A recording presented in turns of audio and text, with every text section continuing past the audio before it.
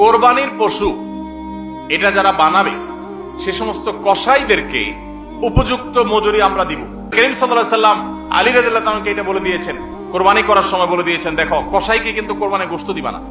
কোরবানির গোশত শুধু না, কোরবানির পশুর কোনো কিছু বিনিময় সে তাকে টাকা দিবা আলাদা, যত টাকা লাগে সেটা দিবা। গোশত দ্বারা অন্য মুসলমান নিরাপদ থাকে। সেই মুসলমান আপনার জবাই করা পশুর রক্ত এটার গন্ধ কয়দিন পরে ছড়াচ্ছে, শুকায় রক্ত গন্ধ বাইর হয়েছে, ময়লা আছে সেগুলোর গন্ধ বাইর হয়েছে, তা অন্য মানুষের কষ্ট হচ্ছে, আপনি মুসলমান হতে পারলেন না, আপনার এটা ইবাদত হলো না।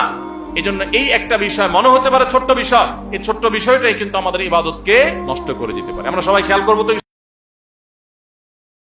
কোরবানির পশু এটা যারা বানাবে সে সমস্ত কসাইদেরকে উপযুক্ত মজুরি আমরা দিব, তাতে কোনো কার্পণ্য করব না।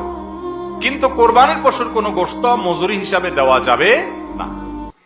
কোরবানির পশুর গোশত যদি মজুরি হিসাবে দেন তাহলে সেটা জায়েজ হবে না, আপনার কোরবানি হবে না। কোরবানির পশুর গোশত এটা যে কসাইরা বানায় সে কসাইদেরকে কোরবানির পশুর গোশত থেকে কিছু দেওয়া যাবে না।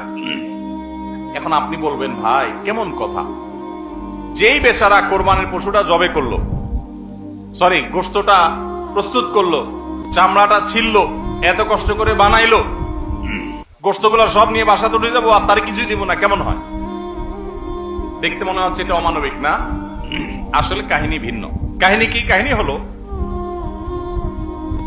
কোরবানির পশু আমরা যখন জবাই করলাম, বিসমিল্লাহ আল্লাহু আকবার, আল্লাহুম্মা মিনকা ওয়ালাক, এটা যখন জবাই করলাম আল্লাহর নামে, তখন এই পশু আল্লাহর নামে জবে হয়ে গেছে। এটা মূলত যেটা বললাম গরিব দুঃখীকে দেওয়ার কথা।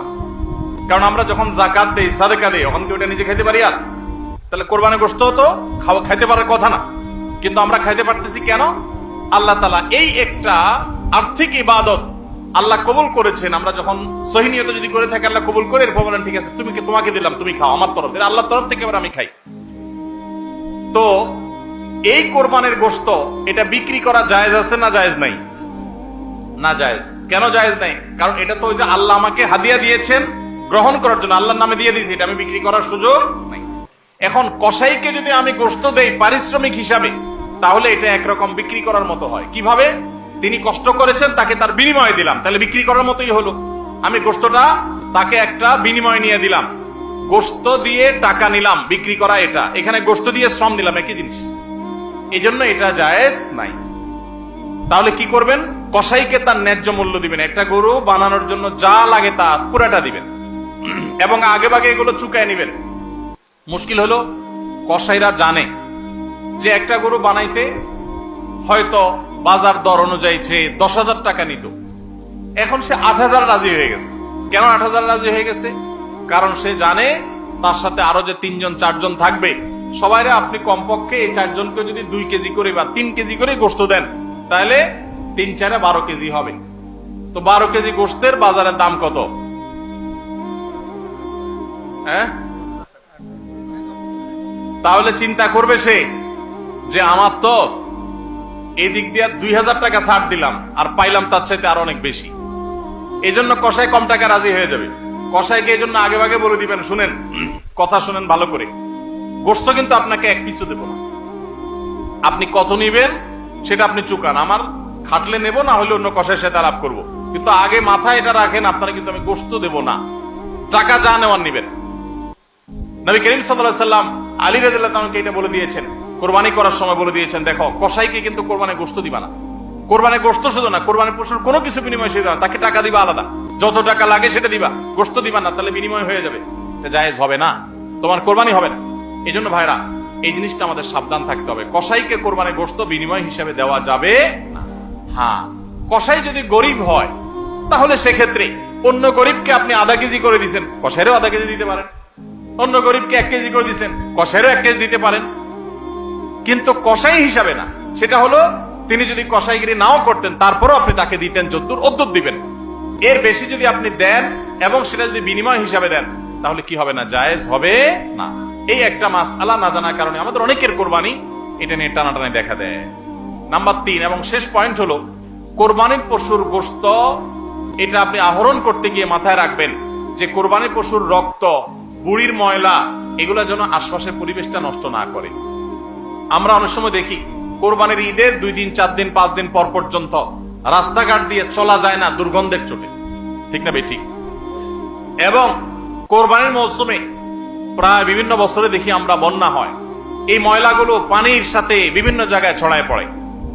বিশেষ করে আমাদের বাইরে আশেপাশে রাস্তাঘাট দিয়ে পথচারীরা যখন চলে, আপনার কোরবানির পশুর দুর্গন্ধ, এটার ময়লা, রক্ত, এগুলো যদি আশপাশে পরিবেশ নষ্ট করে, মানুষের নাক ধরে, মানুষ অসুস্থ হয়, নানা রকমের রোগ তৈরি হয়, এখান থেকে নানা রকম রোগবালাই ছড়ায় এবং মানুষের কষ্টের কারণ হয়, তাহলে কোরবানি দিয়ে আপনি সওয়াবের পরিবর্তে গুনাহ হওয়ার আশঙ্কা আছে। এই জন্য নিজ দায়িত্বে আমার পশুর কোরবানির রক্ত গর্ত করে এমন ভাবে কোরবানি করব যে সব গর্তে চলে যাবে এবং মাটি চাপা দিয়ে দিব এবং পানি দিয়ে এমন ভাবে পরিষ্কার করে দিব, ব্লিচিং পাউডার ইত্যাদি দিয়ে এমন ভাবে পরিষ্কার করব যাতে করে আশপাশের কোনো মানুষের কষ্ট না হয়। অনেকে আছেন কোরবানির বুড়ির ময়লাগুলা যেখানে সেখানে ফেলে দিয়ে রাস্তার পাশে উনি বুড়িটা নিয়ে চলে গেছেন। এটা কোনো ভালো মুসলমানের কাজ না, এটা ফাসেক মানুষের কাজ। নবী করিম সাল্লাল্লাহু আলাইহি সাল্লাম ঈমানের শাখা বলতে গিয়ে বলেছেন, ইমাতাতুল আযা আনিত তারিক, ঈমানের একটা শাখা হলো রাস্তায় এমন কিছু যদি কেউ কষ্ট ফেলে রাখে যেটাতে আরেকজনের কষ্ট হয়, সেটা আপনি আরেকজন ফেললে আপনি সরাই দিবেন, এটা হলো ঈমানের দাবি। আর আপনি নিজে যদি ফালান সেই জিনিসটা, যে জিনিসটা মানুষের কষ্ট হয়, তাহলে এটা তো কুফরির অঙ্গ হবে। কথা কি বুঝাতে পারছি? আমরা অনেকে কোরবানি করি কিন্তু এই জিনিসগুলো খেয়াল করি না যে আমার কোরবানিটাকে অনর্থক করে দিতে পারে, অর্থহীন করে দিতে পারে, সওয়াবের পরিবর্তে গুনাহ হতে পারে। এজন্য কোরবানির পশুর রক্ত, ময়লা, বুড়ির ময়লা, এই সবগুলোকে আমরা নিজ দায়িত্বে একেবারে পরিষ্কার করে রাখবো। মনে থাকবে তো ইনশাআল্লাহ?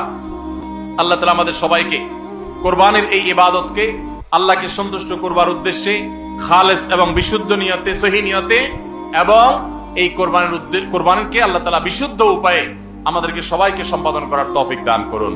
আমাদের কোরবানির পশুর রক্ত বা পশুর কোনো কিছু দুর্গন্ধ বা কোনো কিছু, কোনো ময়লা যেন পরিবেশকে দূষিত না করে, মানুষের কষ্টের যেন কারণ না হয়। আল্লাহ তাআলা আমাদের সবাইকে সে বিষয়গুলোকে মেনে চলার তৌফিক দান করুন।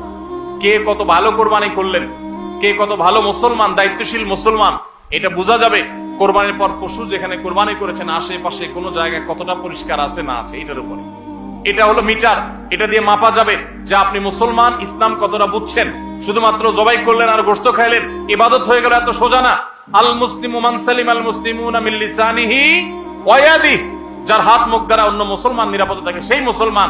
আপনার জবাই করা পশুর রক্ত, এটার গন্ধ কয়দিন পরে ছড়াচ্ছে, শুকায় রক্ত গন্ধ বাইর হয়েছে, ময়লা আছে সেগুলোর গন্ধ বাইর হয়েছে, তা অন্য মানুষের কষ্ট হচ্ছে, আপনি মুসলমান হতে পারলেন না, আপনার এটা ইবাদত হলো না।